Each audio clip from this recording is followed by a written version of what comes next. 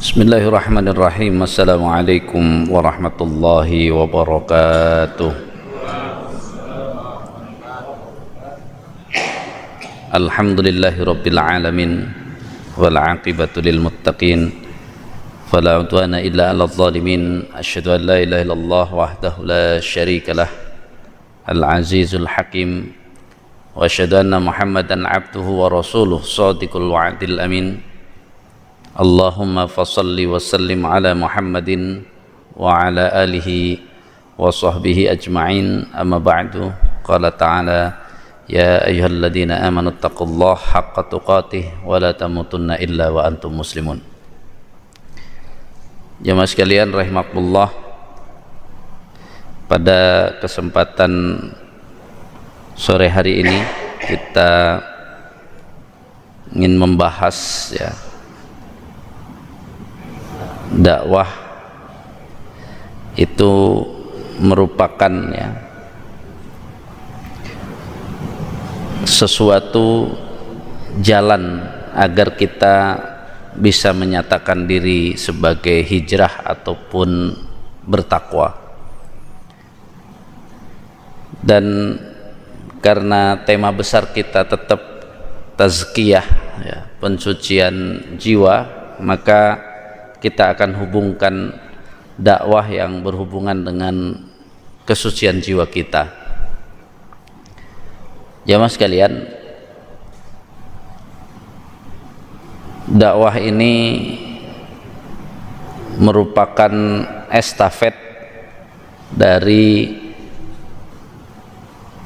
tidak diturunkannya Nabi dan Rasul setelah Nabi Muhammad SAW.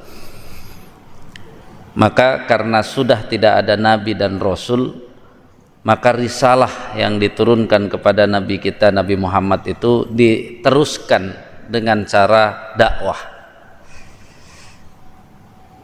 Makanya dakwah ini menjadi kewajiban bagi seluruh muslim. Ulama sepakat dengan segala cara dan upaya disesuaikan dengan kemampuan. Ulama menyebut baik ayat wal takum minkum ummatu yad'una ilal khair wa ya'muruna bil ma'ruf wa yanhauna 'anil munkar, ataupun kuntum khaira ummatin ukhrijat linnas ta'muruna bil ma'ruf wa tanhauna 'anil munkar, itu menunjukkan bahwa di situ menekankan wajibnya berdakwah. Bahkan yang lebih lugas itu adalah ud'u ila sabili rabbika bil hikmati wal mau'izatil hasanah wajadilhum billati hiya ahsan. Bahkan ketika terjadi perang itu tetap tidak boleh semuanya pergi berperang semuanya. Harus ada falaula nafarun, ada sekelompok falaula nafarun, ataupun harus ada ta'ifatun, sekelompok yang tetap yatafaqahu fiddin, dia harus mendalami agama agar ketika pulang dari perang itu dia bisa liundiru qaumahum idza raja'u ilaihim, dia bisa memberikan pelajaran ketika orang-orang ini pulang dari sebuah peperangan. Jadi tidak disuruh perang semuanya, harus ada yang terus melanjutkan belajar, yang merupakan belajar itu adalah modal utama dari berdakwah. Jemaah sekalian rahimakumullah, maka kita hubungkan bahwa yang punya tugas dakwah itu adalah seorang manusia, yang di dalam diri manusia itu kan ada yang disebut an-nafs, jiwa, Nah, dalam Islam jiwa itu 3 saja yang dikaitkan bahasa jiwa. Artinya apa? Artinya teknik ya mensucikan hati itu tidak disebut di Al-Quran. Yang disebut adalah mensucikan jiwa gitu. Jadi kalau kita mau suci hati kita, prosesnya adalah sucikan jiwa kita. Sehingga ya, kalau ada orang dia tidak memahami bahwa pensucian hati itu melalui pensucian jiwa, nanti bisa jadi dia ingin mensucikan hati hanya dengan cara, kan banyak kalau orang mau merasa bagaimana agar hatinya bersih, hatinya kuat ya, banyak zikir, banyak ibadah, banyak sholat malam. Itu nanti kalau fokusnya pada ibadah-ibadah yang langsung ya menusuk ke kolbu tanpa memperhatikan ya apa yang harus dia lakukan dengan jiwanya, maka itulah yang pada akhirnya kadang saking hebatnya dia berusaha untuk dzikir, berusaha untuk tadi mendekat kepada Allah, hanya langsung menjurus kepada kolbunya, kadang-kadang ada kasus bisa jadi gila. Kenapa? Karena dia berarti tidak paham apa itu jiwa. Maka jiwa itu yang saya sebut 3, itu ada al-aqlu, akal. Kemudian jiwa itu adalah asyahawat, keinginan-keinginan. Kemudian yang ketiga, jiwa kita itu yang berada di sisi sebutan jiwa bagi kita adalah al-ghadab, emosi, rasa. Jadi 3 itu. Jadi yang harus kita jadikan modal, karena namanya berdakwah itu bukan berdakwah ngajak sholat ke masjid, bukan sekedar itu. Berdakwah itu ila sabili rabbik, ke jalan Allah. Yada'una ilal khair, al khair. Al khair di situ adalah al Islam. Jadi kita ngajak orang, kita bahasa dakwah itu bukan ngajak orang ke masjid lalu dia sholat, itu belum mengajak orang kepada Islam. Karena apa? Sholat kalau tidak memberikan efek tazkiyah itu tidak bisa menghantarkan kepada ketakwaan. Kan kita ujungnya kan takwa ini. Makanya dakwah itu merupakan salah satu ya alat bagi kita, latihan bagi kita untuk menjadi orang bertakwa. Jadi jangan kita bicara kita ini berproses menjadi orang bertakwa kalau kita tidak mau berdakwah.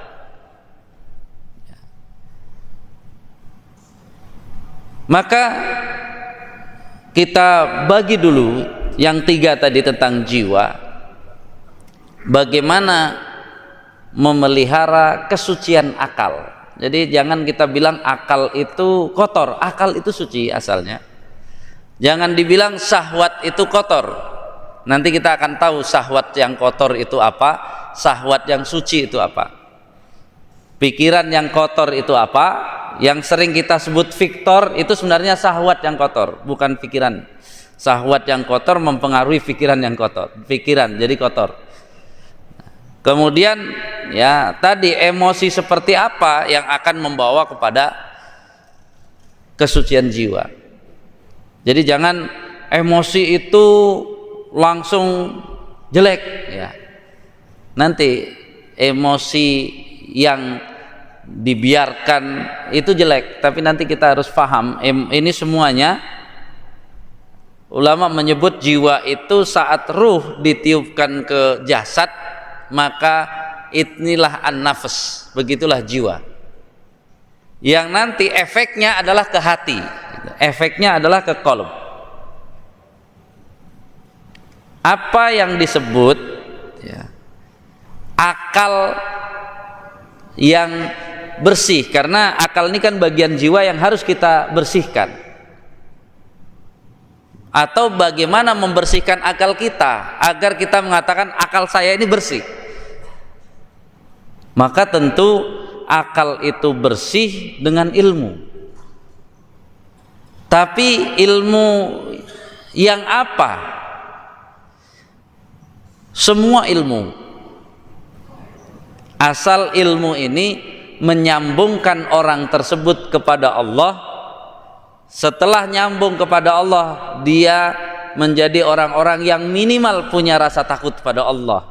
Ini yang harus disebut ilmu yang menyucikan akal. Itu adalah ilmu yang nyambung kepada Allah. Apakah dia melalui fisika? Silakan saja, karena asalnya semua ilmu dari Allah. Jadi kalau dia belum ketemu dengan Allah, belum nyambung dengan Allah, akalnya masih tetap rusak dianggapnya. Wah, saya punya ilmu ini, ilmu nggak ada hubungan dengan Allah, tidak menghantarkan dia untuk punya hubungan dengan Allah dan membangkitkan rasa takut pada Allah, maka otaknya, akalnya berarti kotor. Maka jemaah sekalian rahimakumullah, ilmu ini akhirnya kalau kita pahami seperti tadi, ilmu ini nggak ada hubungan langsung dengan kemuliaan kita, karena sebenarnya ilmu ini derajat yang Allah inginkan adalah nyambungnya kita kepada Allah itu dari ilmu itu. Karena itu untuk mulai sekarang ketika kita dapat ilmu, ketika kita punya ilmu, maka agar akal kita bersih, maka mari sandarkan ilmu itu kepada Allahnya. Maka jamaah sekalian rahimakumullah, menjaga kebersihan jiwa, jangan sampai gara-gara kita punya ilmu kita merasa lebih mulia dari orang lain. Itu kacau. Termasuk nanti kan dari ilmu itu kan dia ngerti nih, ngerti sholat yang bagus, ngerti semua yang bagus, itu syukuri. Tapi jangan pernah kita merasa lebih mulia dari siapapun,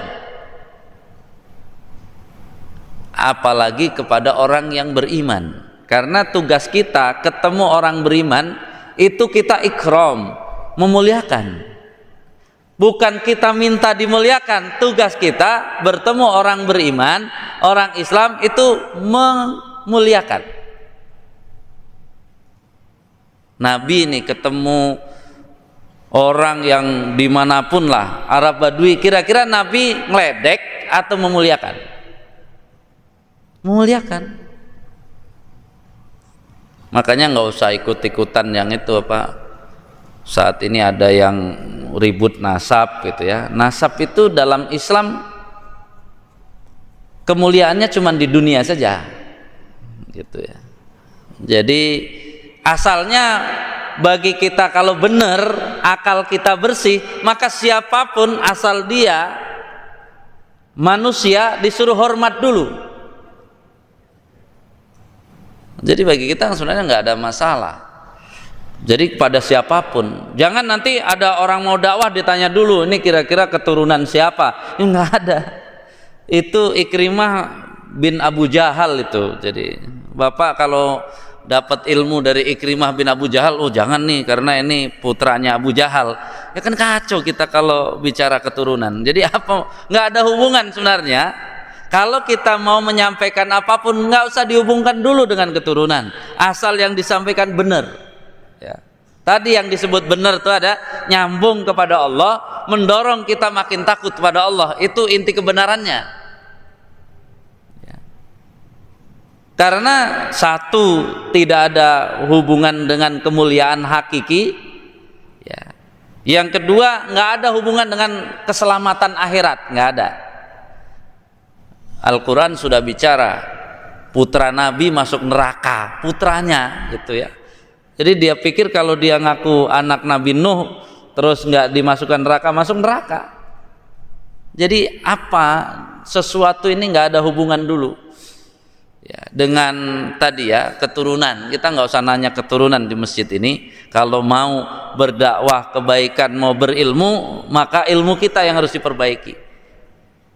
Karena tidak ada ya kalimat ayat itu luar biasa ya.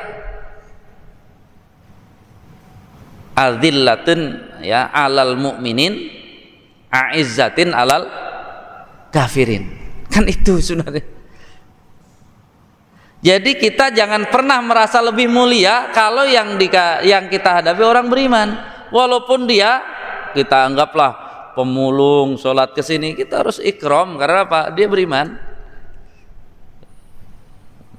Kita harus, selama ini kan kita nggak ngelatih itu, mungkin agak kotor hati kita ketika memandang siapa, ini siapa, kita jadi mandang sebelah mata, nggak boleh. Orang beriman ikram kita.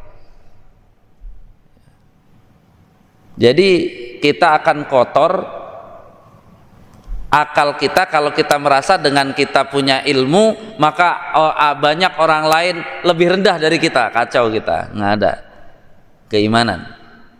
Karena keilmuan ini kita inginkan memuliakan baru dimuliakan gitu. Jadi karena dia punya ilmu, dia memuliakan semua orang, orang akan memuliakan dia. Jangan apa? Karena punya ilmu, terus apa? Pengennya orang memuliakan dia, itu udah secara tazkiyah dia udah nggak dapat, nggak ada urusan. Karena kan kita dalam Islam kan tamu, kita disuruh muliakan tamu, tetangga disuruh memuliakan tetangga. Jadi lucu kadang-kadang kalau kita renung, apa ya hubungannya ribut-ribut tentang nasab itu nggak ada hubungan dengan kemuliaan, nggak ada. Jadi artinya apa? Ya apalagi nasab orang lain, ngapain diurusin nasab orang lain? Kalau mau ngapalin nasab sendiri aja. Gitu ya. Jadi artinya nggak usah kita ikut muter-muter, apalagi makin dipersempit nanti ada antara ya asli pribumi dengan itu, makin ngaco. Bicara Islam itu, bicara Islam ya siapapun bangsanya, apapun kulitnya, kalau dia beriman mau Islam yang benar ya sudah selesai, dia saudara. Ngapain ribut-ribut? Memang ada gitu bahwa yang boleh nyebarkan Islam cuman ini saja, nggak ada aturannya. Bahkan ya tadi saya sebut orang keturunan Abu Jahal masuk Islam, berdakwah, diterima. Sahabat Nabi Ikrimah bin Abu Jahal itu. Masa kita mau nyari-nyari apa? Ini anak siapa nih? Hati-hati, anak apa? Abu Jahal kan. Tinggal dengerin saja omongannya, dengerin isinya, ilmunya benar atau tidak, itu tugas kita. Kalau nggak benar, walaupun dia turunan siapa, harus kita katakan mohon maaf tadi yang Anda sampaikan nggak benar. Selesai. Jadi nggak usah nambah dosa dengan ya kita udah negur dia. Makanya ya yang disebut dakwah itu ada kalimat amar ma'ruf nahi mungkar, ngajak kepada keimanan, kan 3 itu. Ta'muruna bil ma'ruf wa tanhauna 'anil munkar wa tu'minuna billah. 3 itu. Jadi jelas. Kalau sudah ikram berarti kan apa? Akan menghilangkan kebencian kita kepada siapapun. Kita boleh Pak sedikit merasa lebih mulia, boleh. Dengan siapa? Tadi a'izzatin alal kafirin. Ini walaupun artinya apa? Kalau kita berhadapan dengan yang muslim Pak, muslim beriman ya, benar muslim beriman, bukan yang sesat, maka kita harus udah adillah itu kita rendah hati aja udah. Nggak perlu kita gagah-gagahan. Oh ini dengan muslim seperti itu ikramnya. Tapi kalau dengan orang kafir Bapak nggak boleh minder, walaupun dia profesor nggak boleh minder. Kalau dia benar profesor cerdas maka dia akan masuk Islam. Kalau sekarang belum masuk Islam maka kita bisa dalam hati ini kan kurang cerdas karena belum masuk Islam. Karena apa? Berarti ilmunya belum nyambung kepada Allah. Katanya pinter, kalau pinter kan harusnya apa? Udah ketemu, udah nyambung dengan Allah, itu baru benar. Karena apa? Ya nyuruh Al-Qur'annya gitu. Jadi kalau sesama ya orang muslim, kita nggak boleh merasa lebih hebat, lebih mulia, nggak boleh. Tapi kalau dengan orang kafir boleh. Jadi nggak usah minder. Kita kan kadang-kadang kebalik-kebalik. Dengan tetangganya yang profesinya apa, dia merasa lebih tinggi, sedangkan dengan orang yang katanya apa, sudah orang kafir ini karena dia jabatannya tinggi, kita nunduk-nunduk. Kebalik Pak kalau ngikut ayat. Bapak nggak usah minder dengan orang yang kafir itu, karena makna bodoh di dalam Al-Quran itu orang kafir bodoh. Kalau mau pinter dia beriman gitu. Jadi bukan kita nggak boleh tapi menghina ya. Karena apa? Yang kedua, jangan ada benci dengan siapapun, termasuk orang kafir. Kita nggak boleh benci, yang dimaksud benci orangnya. Kalau kita pelajarin ayat, kita disuruh membenci apa? Perbuatannya. Jadi kalau orang ini sudah perbuatannya nanti sampai mendustakannya, itu boleh. Makanya yang dilaknat itu nanti kalau apa? Dia matinya juga dalam permusuhan dengan Islam, kita bisa melaknat. Tapi kalau dia masih hidup kan nggak tahu dia apa? Di ujungnya dia masuk Islam, kan kita nggak bisa membenci. Ini bahaya kan kalau kita benci dengan tadi, tahu-tahu dia masuk Islam, terus gimana? Jadi dua sisi. Satu, untuk membersihkan, dia efeknya ke hati loh, dari akal kita itu dengan ilmu yang benar tadi. Berarti kenapa kita tidak boleh merasa lebih mulia dengan siapapun? Karena dua saja yang harus kita buktikan kalau kita merasa lebih mulia. Oh, saya lebih berilmu, berarti lebih mulia dari si fulan. Pertanyaannya cuma dua saja. Kira-kira ada yang bisa membuktikan satu saja amalnya yang sudah pasti diterima oleh Allah? Coba Bapak angkat tangan.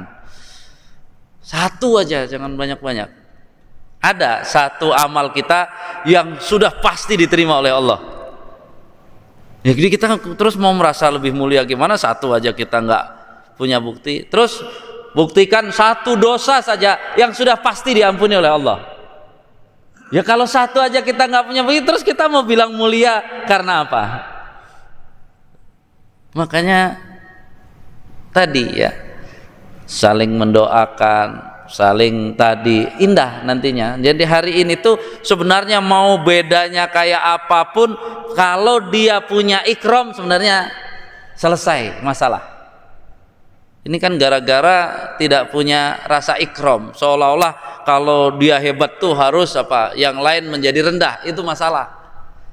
Nggak ada dalam Islam seperti itu. Karena nanti ketika dalam suatu kejamaahan, tugasnya itu pasti ada tugas masing-masing. Biasanya yang ilmunya dia susah banget belajar, tapi nanti orang ini biasanya apa? Rajin ini, rajin itu. Ya itu nanti memang pas saat kejamaahan tugas dia apa? Memang bukan melakukan yang tadi berhubungan dengan ilmu, tapi dia bisa menyiapkan agar kegiatan itu sukses. Gitu memang Allah udah bagi-bagi nanti. Kalau sudah bagi-bagi kan semuanya bagiannya sama. Begitu hasil yang sama, bagiannya sama. Bahkan dia lebih selamat karena apa? Jarang dia dipuji.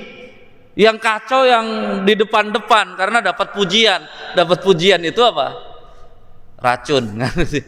Racun yang berbahaya gitu. Kalau kita minum racun ya mabuk dulu, kacau itu udah. Jadi mabuk pujian. Yang kedua, ya, dakwah ini biar kita terus saja ya bisa istiqomah ya, itu berarti kan ada hubungan dengan ilmu tadi ya. Jadi dakwah itu bukan sekedar kita ngajak, tapi akal kita diisi ilmu, kemudian nanti dakwah kita akan menggunakan ilmu itu. Yang kedua, asyahawat, keinginan-keinginan. Jadi yang dimaksud jiwa itu adalah itu yang harus disucikan adalah keinginan. Maka keinginan ini, selama keinginan itu kita penuhi yang tidak melanggar syariat, maka itu suci. Syahwat sesuai syariat itu suci. Kan kata syahwat aja yang di bahasa Indonesia salah gitu ya. Syahwat itu asalnya masih netral. Kalau dia sesuai dengan syariat, maka dia suci. Kalau melanggar syariat, maka dia kotor. Jadi kan Allah menciptakan kita itu ada keinginan. Keinginan itu tidak ada masalah selama keinginan itu dalam mencapainya harus sesuai dengan syariat. Makanya kan tugas kita belajar juga aturan-aturan itu, Pak. Karena apa? Mensucikan seluruh keinginan kita. Harus sesuai syariat. Karena apa? Karena selama ini kan kalau kita nggak benar-benar memahami ini, seolah-olah udah jangan turuti, ya jangan turuti apanya. Kalau ada orang melakukan sesuatu sesuai dengan syariah, itu berpahala, Pak. Jadi, wah orang ini nurutin nafsu, ya enggak, bahasa hawa nafsu itu yang disebut menuruti hawa nafsu itu ketika dilakukannya tidak benar, tidak sesuai dengan ketentuan, itu baru kita bilang hawa nafsu. Jadi makan sesuai dengan syariat dia berpahala, cari makan sesuai syariat dia pahala. Tapi cari makan tidak sesuai syariat dia mengotori, kotor dia. Jadi efeknya tetap ke hati. Ini tiga ini efeknya ke hati. Walaupun hati ada amaliyah sendiri, ada zikir, ada baca Quran, ada qiyamul lail, ada sholat, tapi kalau ilmunya tidak jalan, kemudian dia nggak ngerti syariat, nanti dia melanggar syariat, rontok ini. Hatinya rontok gara-gara apa? Dia mengikuti hawa nafsu.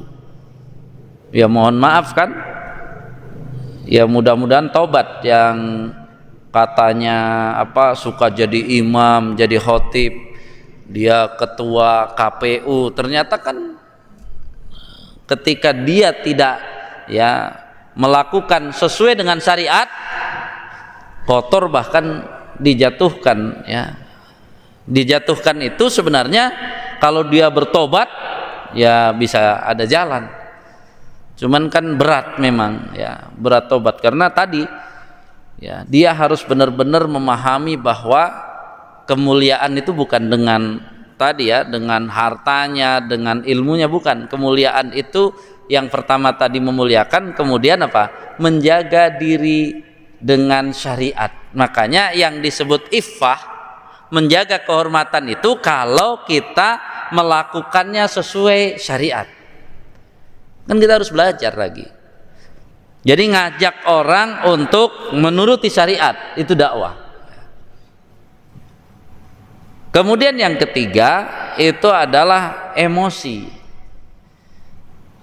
Dalam diri kita itu ada emosi, maka kita disuruh emosi itu dikendalikan agar emosi ini menjadi ya kekuatan yang disebut dengan keberanian, dan yang dinamakan keberanian itu berhubungan dengan tadi. Dia harus benar-benar yang dinamakan berani itu bukan kayak bahasa umum kita. Oh, saya berani ini, saya berani, bukan. Kalau mau menyatakan berani itu berarti keberanian dalam Islam as-saja'ah itu hasilnya pahala. As-saja'ah, keberanian itu hasilnya adalah perjuangan. Kita salah itu ya pemahaman bahwa itu walaupun bapaknya galak, saya berani ya macarin anaknya. Oh, itu pengecut. Dalam tinjauan ya an-nafs ini pengecut. Kalau dia berani, saya akan nikahin ya, saya akan lamar anaknya. Nah, itu pemberani, dia ngelamar untuk dinikahi. Selama ini kan kata-kata itu kayaknya keren gitu ya, berani ini. Berani melanggar syariat itu pengecut sebenarnya, bukan berani. Udah pengecut, bodoh tadi ya. Ya, itu yang harus dipahami. Makanya memang ya bahasa berdakwah ini ya, memang sederhananya adalah ngajak kebaikan, tapi jangan puas dengan mengajak kebaikan, karena yang disebut kebaikan al-khair sesungguhnya itu adalah al-Islam. Yang dinamakan al-Islam sesungguhnya adalah kafatal Islam, semua. Sehingga dalam hal yang seperti ini kita akan mulai paham bahwa semangat berdakwah itu adalah diiringi semangat belajar, kemudian semangat tadi menjaga kesucian jiwa, sehingga dengan dakwah itu naiklah derajat takwa itu. Jadi jangan puas dengan sudah 5 waktu ke masjid, jangan puas dengan sudah tiap hari baca Quran, jangan puas dengan semua kalau belum ngajak, karena awal dari berdakwah adalah ngajak ya. Kalau sudah ngajak, latihan mencegah gitu. Karena Allah menurunkan Islam, Pak, bukan untuk Bapak disebut orang baik, bukan. Wah, ini orang baik, rajin ke masjid, rajin sholat, rajin ngasih sedekah, infak, itu belum cukup, Pak, untuk menjadi syarat takwa. Karena apa? Karena takwa ini ya, itu kan Allah janjikan kita masuk surga tanpa mampir ke neraka. Maka ada sesuatu yang harus kita perjuangkan, ada kompensasi yang harus kita dapatkan di dunia ini. Kompensasi apa? Kompensasi nggak enak. Dari mana nggak enaknya? Tadi dari ngajak. Kalau udah Bapak ngajak, rajin-rajin, banyak-banyak ngajak orang, nanti akan bilang so alim, so itu. Nah itu berarti Bapak udah bener. Kalau udah dibilang so itu bener, lanjutkan aja. Tapi jangan emosi tadi. Kita udah latihan apa? Tazkiyah dakwah itu, tazkiyah emosi tadi. Jangan. Kenapa? Ini saya dengan dia ngomong begini begitu, ini proses menjadi takwa. Jadi kita belum bisa naik kalau Bapak baru ya ke masjid rajin, baca Quran rajin, tadi serumah juga anaknya nggak bangun, cuek saja, yang gitu Bapak itu baru Islam dan iman. Orang mengandalkan Islam dan iman tetap masuk neraka dulu, mampir dulu. Kalau nggak mau mampir jadi takwa. Jadi takwa itulah tugas yang lebih berat. Makanya ya ayyuhalladzina amanu qu anfusakum wa ahlikum naro, itu jaga diri dan keluargamu jangan sampai masuk neraka. Caranya apa? Jadi orang bertakwa. Udah mulai ada nggak enak di rumah nih. Kalau mau adem di rumah kan gampang. Anaknya main mulu, Bapak diem, ya adem rumahnya, nggak pernah ribut-ribut gitu ya. Anaknya siap-siap ke masjid, Bapak biarin, adem. Tapi kalau Bapak mulai ngomong, ini kan mulai ada feedback nih. Mungkin tangganya bilang tuh rajin ke masjid, ribut mulu. Ribut begitu mah nggak apa-apa. Kita ini kadang-kadang salah apa? Akal kita tadi nggak bersih. Ribut itu penting karena apa? Ini ribut dalam rangka berdakwah tadi, dan ribut dakwah nggak enak kita. Mungkin ada orang ngomongin kita nggak enak, itu nggak apa-apa. Daripada mau pilih mana? Pilih nggak enak atau pilih masuk neraka? Daripada ngerasain neraka kan mendingan nggak enak sekarang, nggak enak dibilangin begini, nggak enak, lakukan saja. Nih kalau ada di masjid ada anak-anak atau remaja megang handphonenya gini-gini, ada orang lewat begini-gini, lihat apa tuh? Kan dia pasti nggak suka, nggak apa-apa.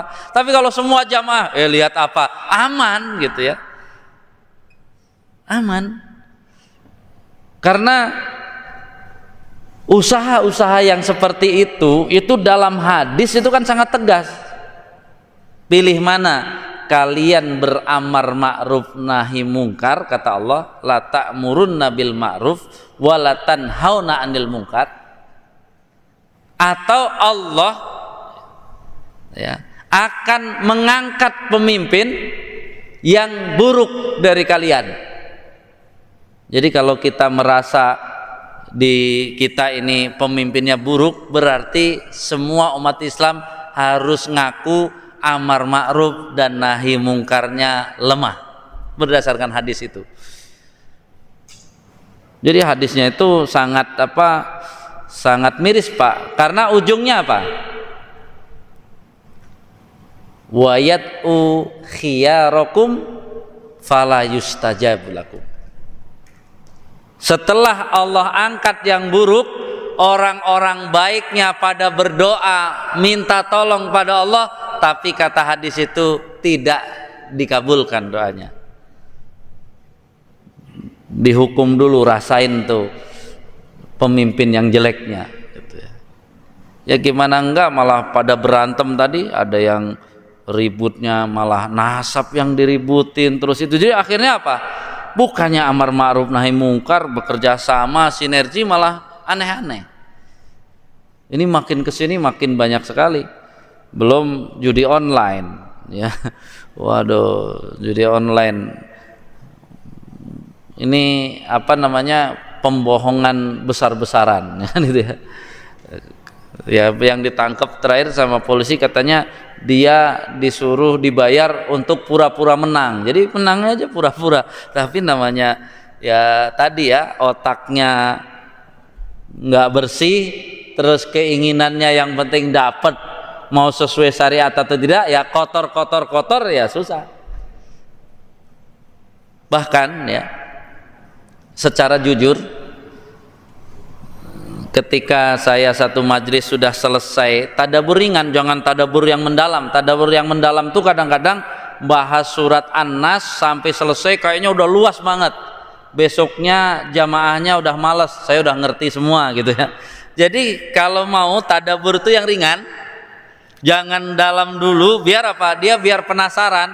Apalagi nih surat berikutnya, setelah kami menyelesaikan juz 29 dan 30, maka saya sampai merenung, kalau semua kaum muslimin mentadaburi juz 29 dan 30, maka akan kuat imannya.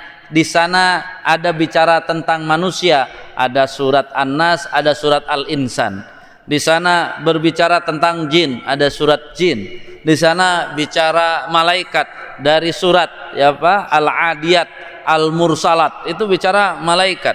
Kemudian bicara bagaimana kiamat itu, senyata apa kiamat itu, beriman kepada Allah. Kenapa orang yang kafir sesungguhnya, kenapa Quran yang begitu hebatnya tidak bermanfaat bagi siapa? Bagi orang yang tidak percaya akhirat. Bukan bahasanya bukan tidak percaya Quran, orang yang tidak percaya akhirat.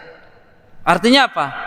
Ini kurikulum anak SD kita harus selesai tadabbur juz 29 30. Sehingga dia alam udah ngerti, urusan dengan Allah sudah ngerti, ya. Kemudian beriman kepada hari akhir ngerti, itu sudah enak. Kalau juz 28 sudah mulai diajarkan syariat, juz 28.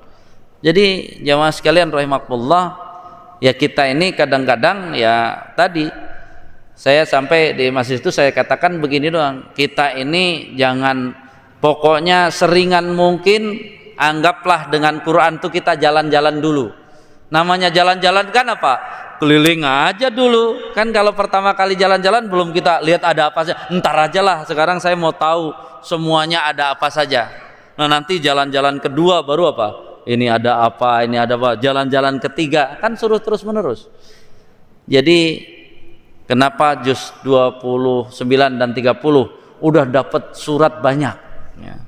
Juz 30 itu 36 atau 37. Kalau dari awal satu juz tetap aja Al-Baqarah, 2 juz Al-Baqarah juga, juz ketiga masih Al-Baqarah, udah habis 3 juz tapi masih satu surat. Kalau dari belakang langsung banyak tuh Pak, wah udah banyak nih.